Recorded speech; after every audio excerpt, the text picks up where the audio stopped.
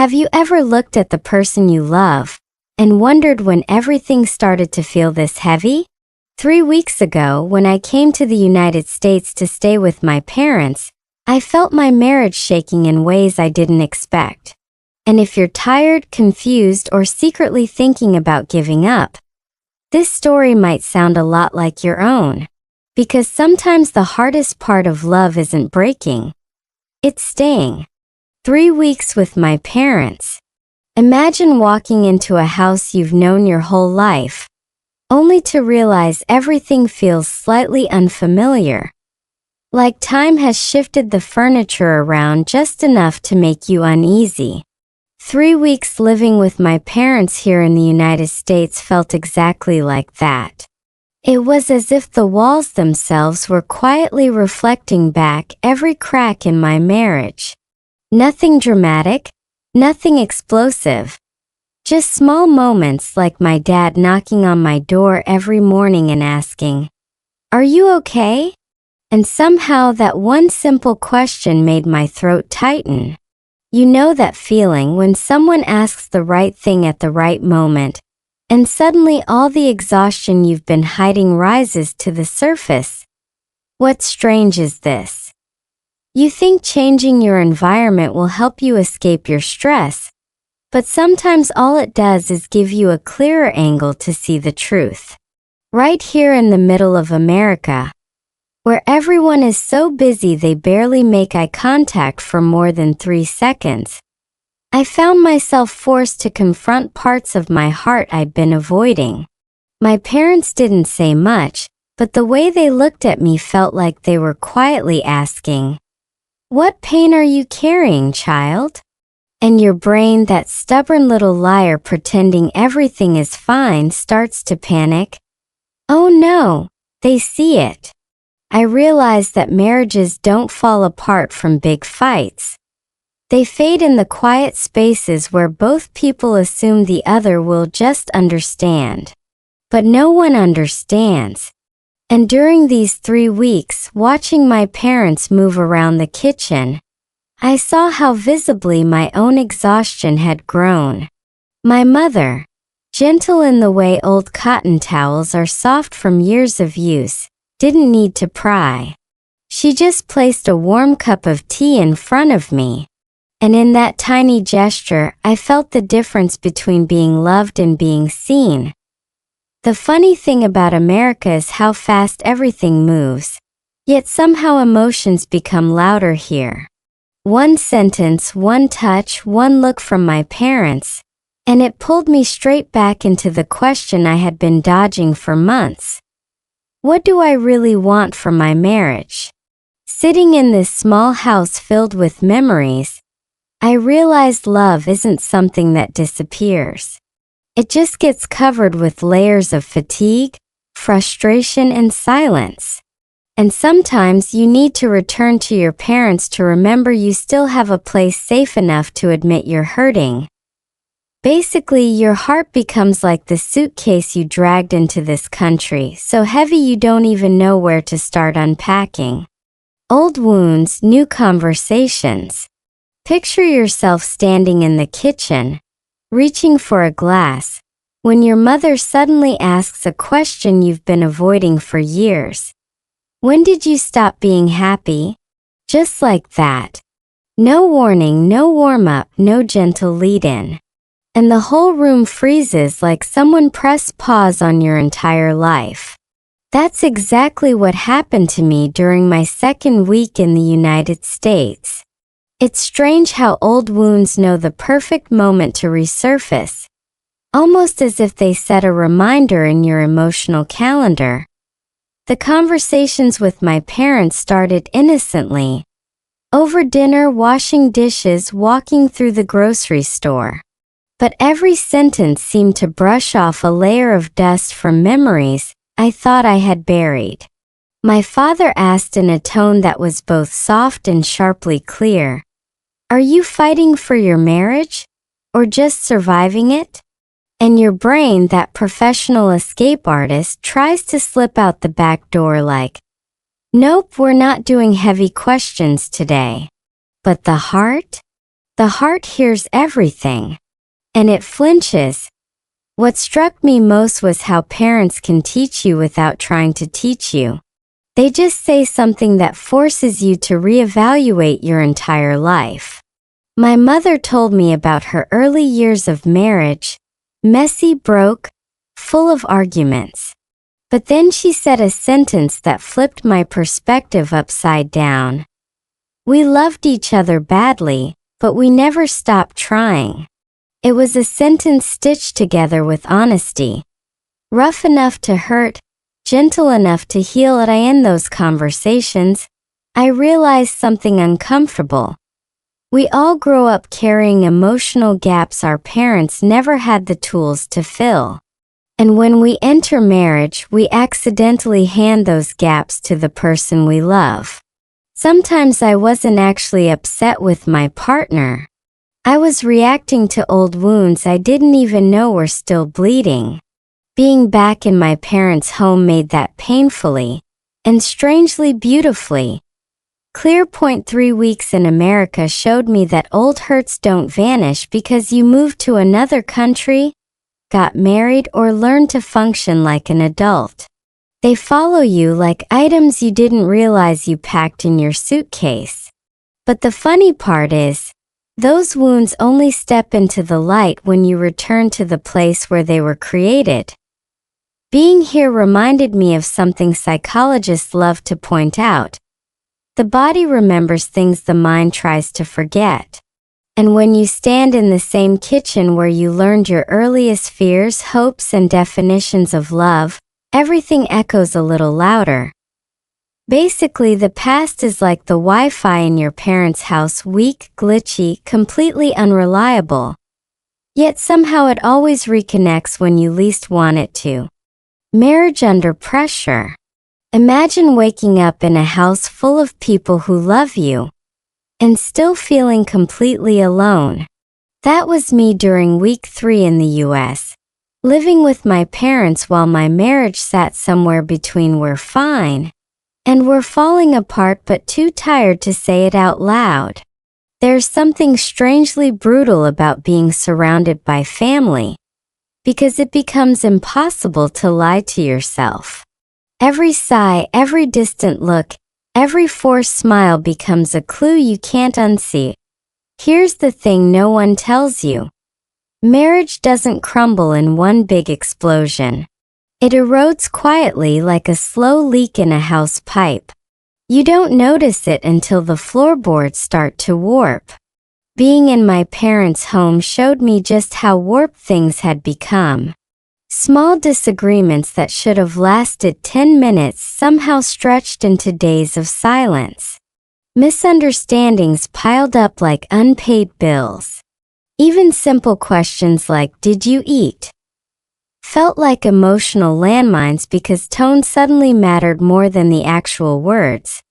And when your parents are in the next room, the pressure doubles. You start performing a version of your marriage that looks polite, functional, normal.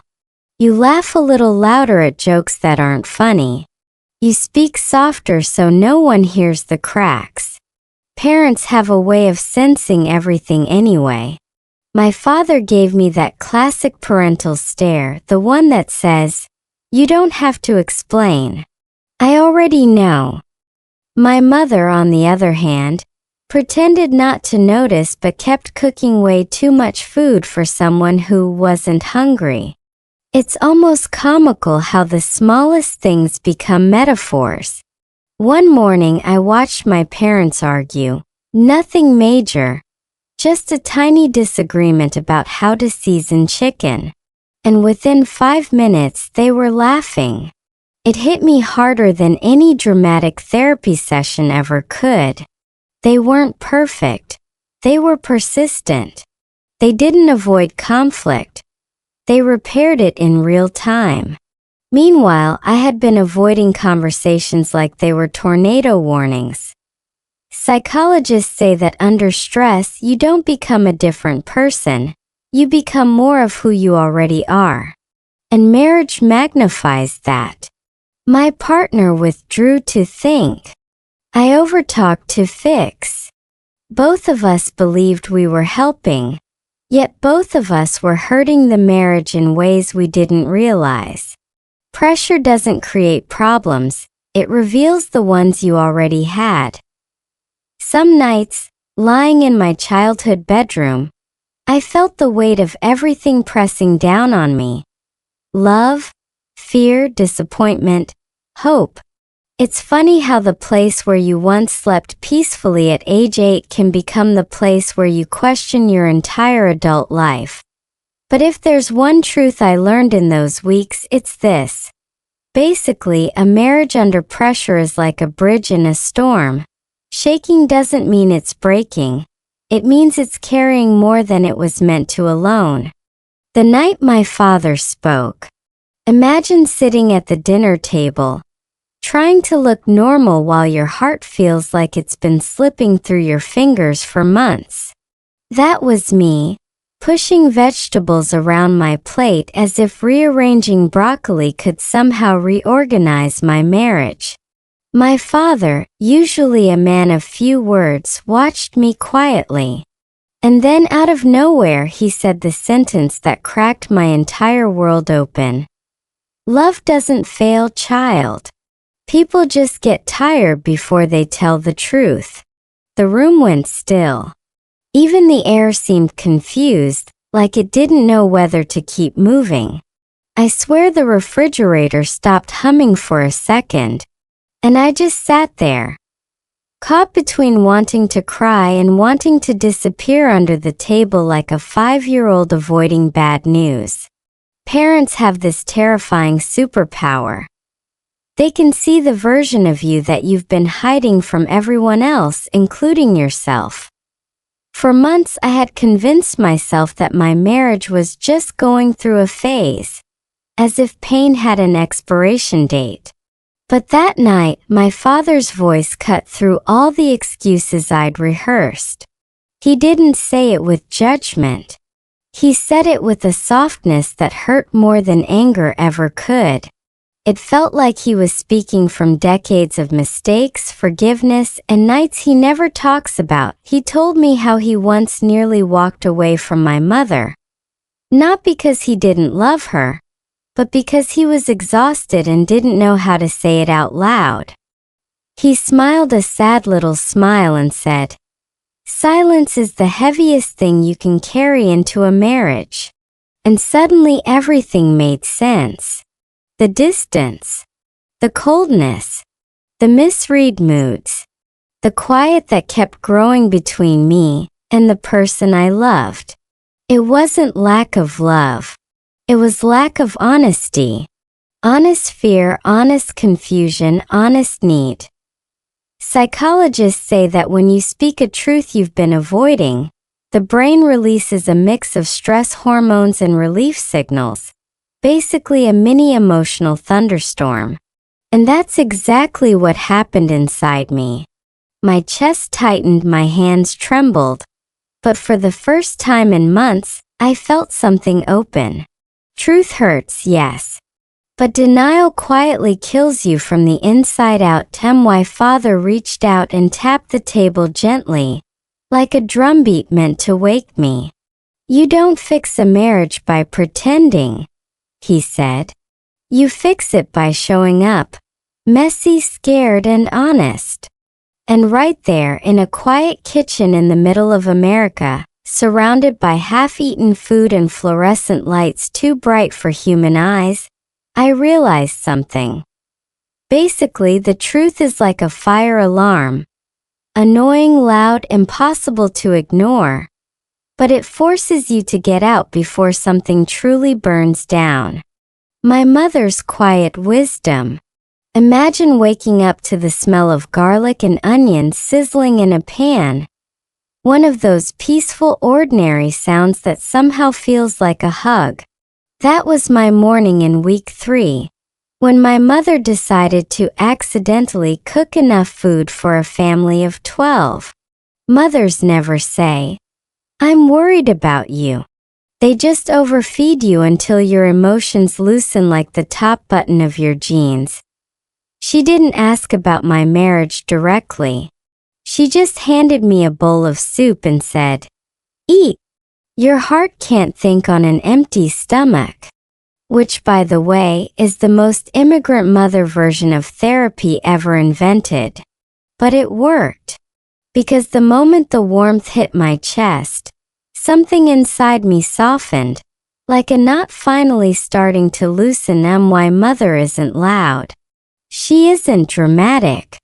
Her wisdom comes in sideways, like sunlight creeping under a curtain.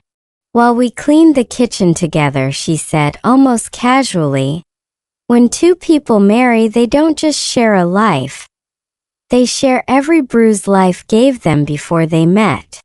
She didn't look at me when she said it. She just rinsed vegetables. But the words hit harder than any lecture, podcast, or relationship book I've consumed in the last 5 years.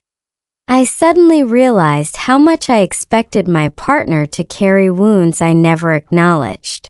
My silent disappointments, my unspoken fears, my stress that looked like coldness. We talk so much about love being a choice, but we rarely talk about emotional habits we drag into marriage without warning labels. My mother told me that in the early years of her marriage she often wanted to run. Not because she stopped loving my father, but because she didn't understand her own hurt. "But I stayed," she said. "Not out of duty. Out of hope." Hope, such a tiny word, but it felt like a lighthouse in a foggy harbor I'd been drifting through. She reminded me that healing in marriage doesn't look like grand gestures. It looks like making tea when you don't want to talk.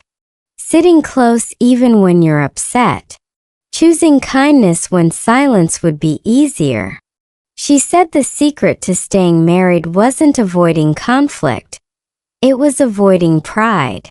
"Pride ruins more love stories than betrayal," she whispered, wiping her hands on a towel. Science actually backs her up. Psychologists say small acts of care trigger oxytocin, the bonding hormone, rewiring the brain toward trust. In other words, the little things literally rebuild safety. My mother, without knowing a word of neuroscience, had been practicing it her whole life. That night, watching her fold laundry while humming off-key, I felt something shift. Maybe love doesn't need fireworks. Maybe it needs faithfulness in the tiny, unremarkable moments, the ones no one claps for. Basically, my mother is the kind of woman who can fix a broken heart with soup, silence, and a sentence that feels like a stitched-up truth you didn't know you needed. Small repairs between two hearts. Healing in marriage rarely arrives like a lightning strike. It doesn't sweep in with dramatic music or sudden clarity. Most days, it begins quietly, almost invisibly. Sometimes the first repair is simply the decision to stay in the conversation, even when both of you feel tired, even when your voice is shaking, even when silence seems safer. I've learned that two hearts begin to mend not when one person wins, but when both people soften. Small repairs look like this. A message sent before bed that says, "I know we're struggling, but you still matter to me." A morning call where you don't fix anything. You just show up and breathe on the same line. A long pause before saying something hurtful, because you suddenly realize this person across from you is not your enemy. They are the one you once chose with trembling hands and a hopeful heart.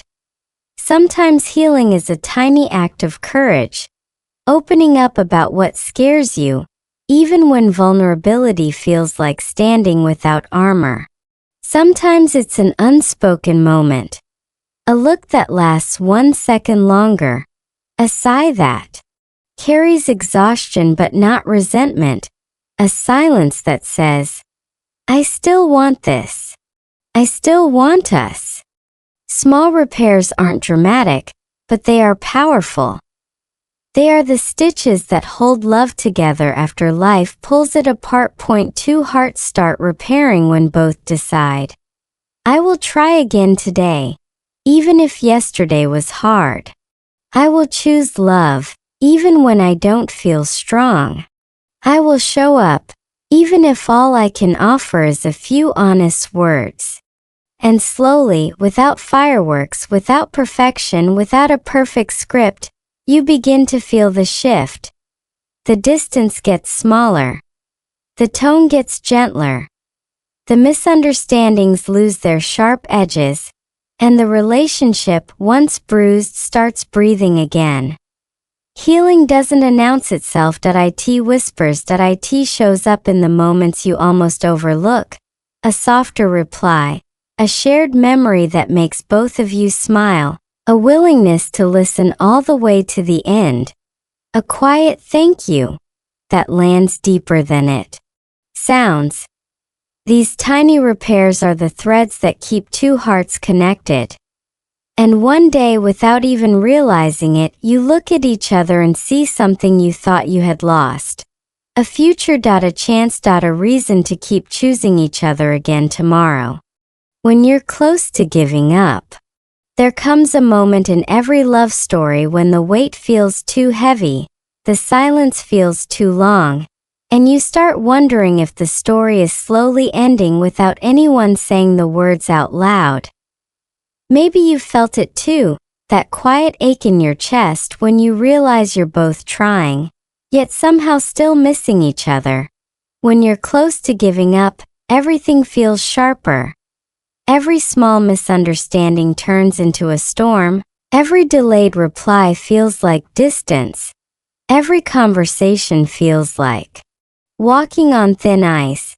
And yet, giving up isn't always about not loving someone. Sometimes it's about feeling too tired to keep fighting for something that keeps slipping through your fingers. But here's the truth I learned during these weeks in the U.S. Watching my parents move through conversations, arguments, and reconciliations. People don't survive marriage because it's easy.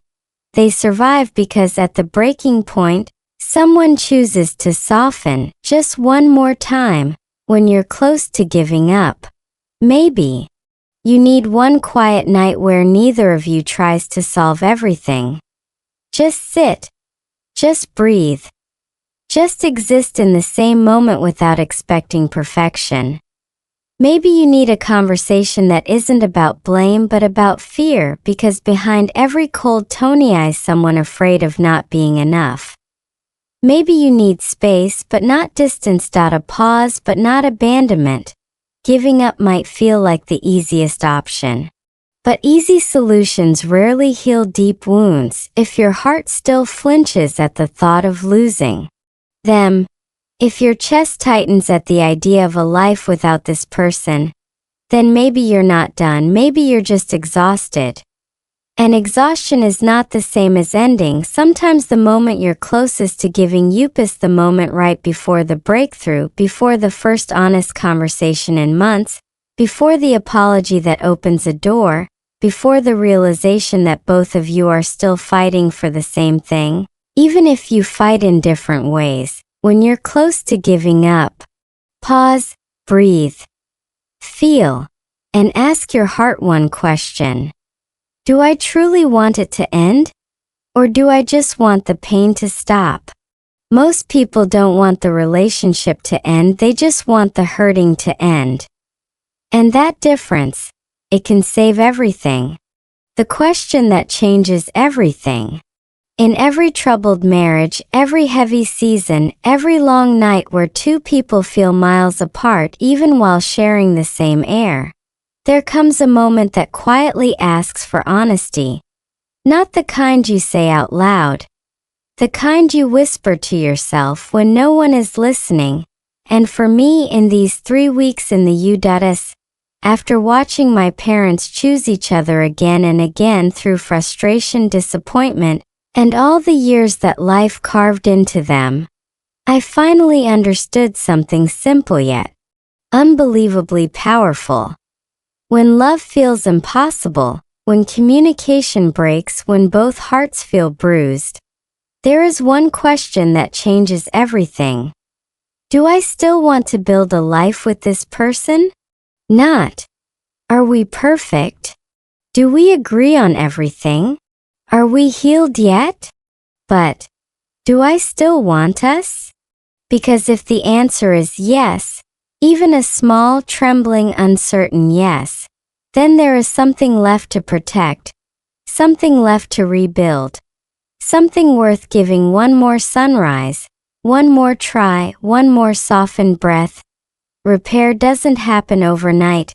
Marriage doesn't heal after one talk. Love doesn't return because you want it to. It returns because both people, even in fear, even in doubt, keep choosing to show up. That if your answer is yes, even if it's the quietest yes you've ever spoken, then you haven't reached the ending. You've reached the turning point. But if your answer is no, then you deserve a life lived in truth, not in duty, not in fear, not in loneliness disguised as commitment. Only you know the answer. But the courage to ask the questiones the first moment your heart begins to breathe again. So as this video ends, I invite you, gently, honestly, to ask yourself, do I still want to build a life with this person? Because that answer, whatever it is, will guide you toward the future you deserve.